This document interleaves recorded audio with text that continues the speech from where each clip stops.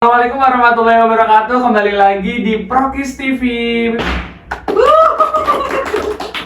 Kenalin, saya Ali sebagai host kali ini dan kedatangan bintang tamu dari KPI Angkatan 2022 yaitu Mbak Winda Marisha. Bagaimana Mbak Winda kabarnya hari ini? Alhamdulillah baik sih. Alhamdulillah baik ya. Mbak Winda, selama masuk perkuliahan ini apa sih yang dirasakan sama masuk di UIN Salatiga? Maksudnya Dalam kehidupan sehari-hari, perbedaan dari dunia SMA ke dunia perkuliahan, apa sih yang beda dari kita? Gaya hidupnya gitu. Kalau dari gaya hidup sih pasti berubah banget ya, apalagi aku rantau dari Jakarta terus ke Salatiga, Jawa Tengah gini. Kalau dari gaya hidup mungkin bisa dibilang aku lebih mandiri, tapi bisa dibilang juga enggak sih, karena banyak sekitaran teman-teman sih yang ngebantuin juga kayak gitu-gitu. Terus dari cara belajar juga beda kan. Kalau misal di SMA kita tahu kalau kalau guru tuh ngejelasin dulu ke kita. Tapi kalau misalnya di dunia perkuliahan ini tugas numpuk, tapi kita mandiri gitu. sih gitu dalam segi apapun, dalam segi belajar maupun kehidupan sehari-hari dari benar-benar. Jadi apapun gitu. kita sebagai mahasiswa yang pada dasarnya dari SMA ke dunia perkuliahan itu agak kaget ya Mbak, kaget, dari kayak kena culture shock juga.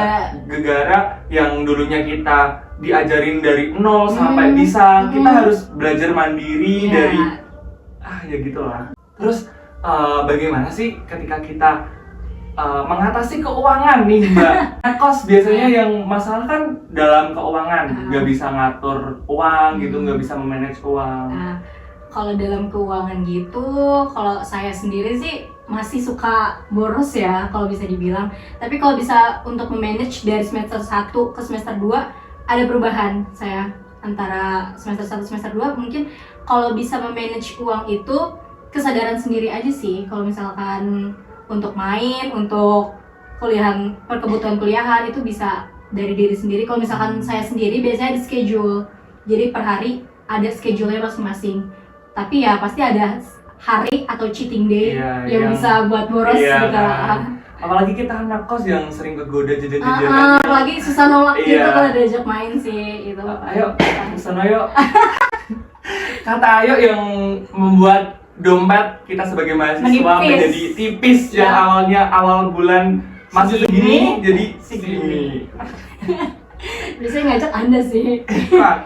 Perubahan yang paling besar nih Mbak dari dunia SMA yang ke dunia perkuliahan, apa sih yang dirasakan yang paling beda banget? Yang paling beda banget ya, mungkin kalau dari segi akademiknya yaitu tadi tugas. Karena kan kalau di SMA kita dijelasin dulu kan gimana cara penjelasan pembelajarannya, baru dikasih tugas. Kalau misalkan di kuliah itu saya kena culture shocknya ya karena itu belajarnya, terus tugasnya yang selalu numpuk tiap minggu. Terus kalau misalkan di SMA itu weekend ya kita santai aja.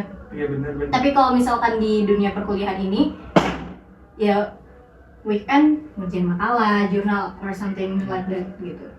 Jadi ketika kita masuk dunia perkuliahan nih teman-teman, yang dirasakan emang yang paling besar yaitu di akademiknya.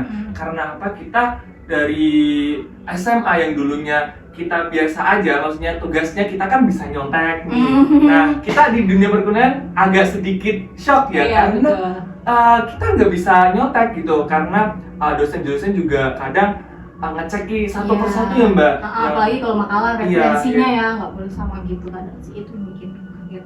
Kalau menjaga kesehatan nih Mbak, kesehatan means fisik sama kesehatan mental dan fisik. Iya. Kalau mental tuh so far selama aku hampir 1 tahun di sini ya biasa aja. Selagi aku bisa tahu nih moodnya pengen ketemu orang atau pengen me time. Kalau misal pengen me time ya usahain aku nggak ketemu temen ataupun orang terdekat aku, karena takutnya gimana, merusak vibes. Iya benar. Merusak vibes dan ya udahlah ngeganggu semua. Tapi kalau misal mood aku atau mental aku lagi pengen ketemu orang-orang, aku ya pasti temen aku udah tahu dong mau keluar nggak Win gitu, ya pasti ya ayo gitu, atau orang terdekat aku kayak gitu. Terus kalau misal dari segi fisik atau kesehatan, aku sih masih merasa akunya kurang baik juga ya. Tapi kalau misal dari segi kesehatan gitu, aku jarang orang yang sakit, bisa dibilang jarang sakit gitu. Tapi kekebalan tubuhnya tinggi bisa dibilang. Tapi kalau misal untuk teman-teman kalau mau jaga kesehatan tubuh, biasanya itu anak kos ya paling jaga makannya aja sih. Karena anak kos sering rentan sakit ya apalagi Mbak, masalah asam lambung. ya, asam Gitu. lambung. Dan mah. Nah Mbak, dulunya emang pengen masuk UIN apa masuk ke UIN itu sebuah kecelakaan, maksudnya kayak nggak sengaja nih tiba-tiba masuk UIN? Kalau misal kecelakaan nggak bisa disebut gitu lah ya. Mungkin kalau bisa dibilang UIN itu pilihan kedua, karena pilihan pertama saya ya bukan di sini. Mungkin UIN Jakarta, tapi ya tetap UIN. Karena yang dekat. Karena kan asal saya dari sana, tapi ya dapetnya di sini UIN Salatiga. Kenapa saya pilih UIN Salatiga? Karena udah terkenal di sekolah saya, dari MAN saya itu udah terkenal dan direkomendasiin banget dari guru BK. Kalau masuk UIN Salatiga udah pasti lolos gitu kan. Terus karena nilai rata-rata saya pas, jadi alhamdulillahnya lolos dan saya langsung merantau ke sini sih. Nah, buat kalian jangan lupa daftar di UIN Salatiga ya, apalagi di jurusan KPI. Kalau buat pesan dan kesan calon-calon maba nih Mbak yang akan masuk di UIN Salatiga apa nih? Kalau pesan-pesannya ya pokoknya jangan takut masuk UIN. Biasanya kan UIN dipandangnya rendah ya. Padahal bagus ya UIN. Pas aku masuk UIN Salatiga ternyata enggak, not bad, bagus kok dari akreditasnya. Terus teman-temannya juga, lingkungannya juga. Jadi jangan takut buat masuk UIN Salatiga gitu. Jadi ya enjoy your life aja. Misalkan kalian merantau atau orang rantau atau orang yang asli sini, jangan takut buat masuk UIN Salatiga karena emang asik gitu. Apalagi KPI. Iya. Demi Allah. Pas bikin film ya. bener. Ntar kalau calon-calon maba KPI ini akan ada event-event menarik dari KPI sendiri yang nantinya akan membuat branding Anda menjadi naik. Iya. Oke Mbak, cukup sekian ya Mbak untuk ngobrol-ngobrol hari ini.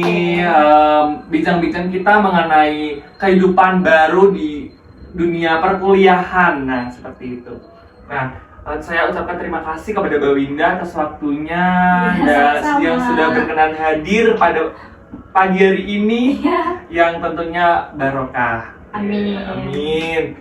Semoga kita bisa bertemu di next day. Kita bisa bincang-bincang lagi seperti ini. Nah, teman-teman jangan lupa like, komen, dan subscribe YouTube Prokis TV yang nantinya akan ada konten-konten menarik di setiap bulannya. Dan saya Ali pamit undur diri. Sekian. Wassalamualaikum warahmatullahi wabarakatuh. Dadah.